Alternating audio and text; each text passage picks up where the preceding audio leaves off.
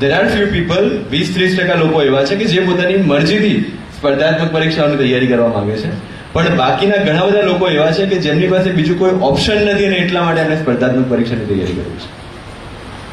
પણ એ જે લોકો છે એમને પણ મારે કહેવું છે કે અગર બાય ચોઇસ નહીં પણ બાય કમ્પલ્શન તમે એની અંદર આવ્યા છો તો હવે તમારે એને ચોઇસ બનાવવી પડશે. આ જિલ્લાએ લગભગ આ રાજ્યને ઘણા બધા આઈએસ આઈપીએસ ઓફિસર્સ પણ આપ્યા છે. છેક હસમુખ પટેલ સાહેબ જે લગભગ 1990s ની બેચથી બિલોંગ કરે છે, જે પોતે ઇકબાલગઢના છે, ત્યાંથી લઈને લેટેસ્ટમાં લેટેસ્ટ રાજ સુથાર જે 2019 બેચ છે આઈએએસ ની અંદર, ત્યાર સુધીના લોકો અત્યારે સિવિલ સર્વિસમાં છે. એનો મતલબ કે આપણે કરી શકીએ છીએ. અને બધા જ આ જ ધરતી પર ભણીને ગયા છે. મારો 10મા સુધીનો અભ્યાસ કાણોદરમાં જ થયો છે, સરકારી શાળામાં જ થયો છે, સાહેબ પાસે જ થયો છે. 11-12 અચ્છા હા બધા પત્તામાં એક રહી ગયું પાછું. જયેશભાઈ સાહેબ જે 8મા ધોરણથી, જ્યારે હું 8મા ધોરણમાં હતો ત્યારથી મારી સાથે, અથવા તો એમ કહે કે હું એમની સાથે જોડાયેલો છું. 8મા ધોરણથી અમારું ઇંગ્લિશ જે છે, મારું ઇંગ્લિશ જે ઘણા બધા લોકોને લાગતું હોય છે કે સાહેબ ગુજરાતી માધ્યમમાં ભણ્યા હોવા છતાં આટલું સારું ઇંગ્લિશ કઈ રીતે બોલી શકે છે અથવા આટલું સારું ઇંગ્લિશ કઈ રીતે સમજી શકે છે, એ ઇંગ્લિશનો પાયો નાખવાવાળું જો કોઈ હોય તો એ જયેશભાઈ જોશી છે.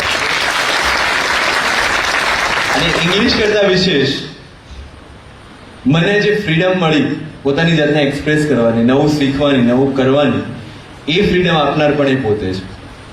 કારણ કે એ જ્યારે એસકેએમ હાઈસ્કૂલમાં હતા અને હું એસકેએમ હાઈસ્કૂલમાં વિદ્યાર્થી હતો ત્યારે એક શિક્ષકને આપવાની એટલી જવાબદારી મને આપી દેતા કે અગર આખો દિવસ ક્લાસરૂમમાં શિક્ષક ન પણ આવવાનો હોય તો હું ક્લાસ મેનેજ કરી લઉં.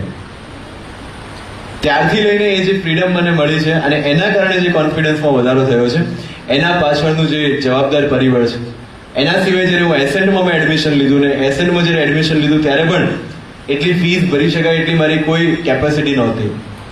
પણ એ મિનિમમ ફીસમાં કઈ રીતે હું મારું શિક્ષણ પૂરું કરું, અને એ સ્કૂલમાં હતો એ દરમિયાન પણ ડગલેના પગલે મારો પ્રોગ્રેસ રિપોર્ટ ચેક કરીને મારું ધ્યાન દોરવાનું કામ જેમણે કર્યું છે એવા મારા ગુરુજી અહીંયા ઉપસ્થિત છે.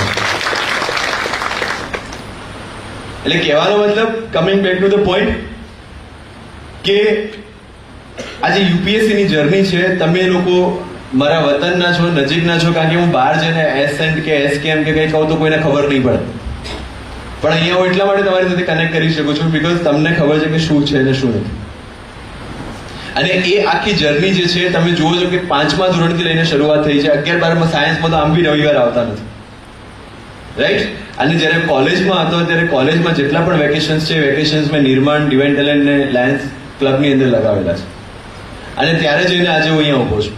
એટલે બેસિકલી જોવા જઈએ તો 5મા ધોરણથી લઈને અત્યાર સુધીમાં મેં એક પણ રવિવારે ભોગવ્યો નથી, કહી શકાય. અને નથી ભોગવ્યું એટલે આજે રવિવારે આપણે સાથે છીએ.